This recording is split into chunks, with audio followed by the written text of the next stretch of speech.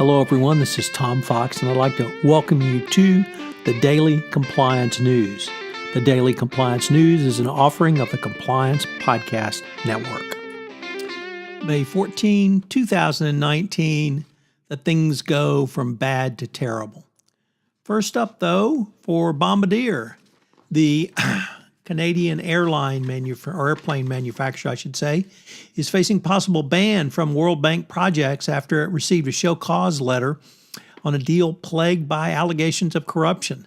The letter is the latest development in an ongoing investigation of roughly $253 million contract awarded to a Bombardier-led consortium in 2013 to supply signaling equipment to a rail corridor connector between Asia and Europe via Azerbaijan.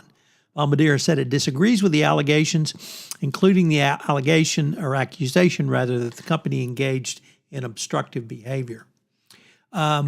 Things went worse to worse, from worser for for the SEC in their lawsuit against Volkswagen over its bond offerings.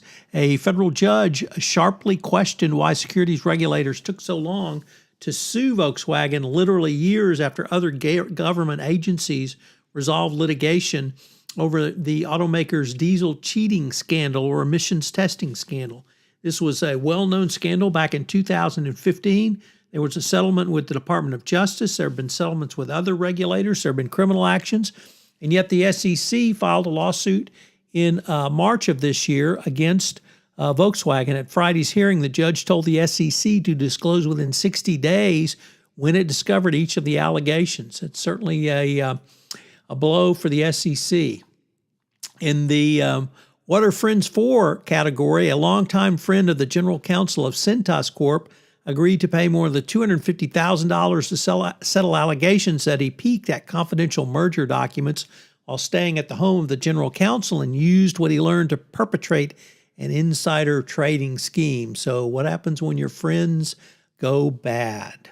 And finally, with the theme of this podcast, when things go from bad to worser to absolutely worstess, we have the Bear Company. So they had a double whammy. First of all, they got hit with a $2 billion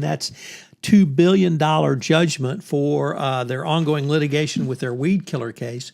But perhaps even more damaging or more worser is the French prosecutors have opened an investigation into potential illegal acts by the Monsanto company before it was acquired by Bayer. The latest complication came hours before Bayer announced it had sold its consumer goods brands, or at least put it up for sale in an effort to cut costs. The French authorities confirmed a criminal probe is ongoing against Monsanto and now Bayer. It really demonstrates what can happen when you do not engage in pre-acquisition due diligence. Bayer has been absolutely hammered by this weed killer litigation. Now, French authorities opening up a criminal investigation certainly cannot portend anything well, as former Monsanto employees have zero incentive to cooperate going forward, putting it all off on Bayer.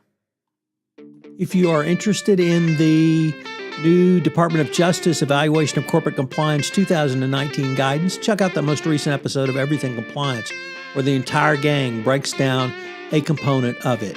We recently premiered 2 new shows on the Compliance Podcast Network in modern medium. Paris Fox takes a look at how you go through the process of designing art and why it's so important for the compliance practitioner to utilize these skills in their communications with their employees. In Forensically Speaking, Jonathan Marks helps you understand the forensic side of compliance.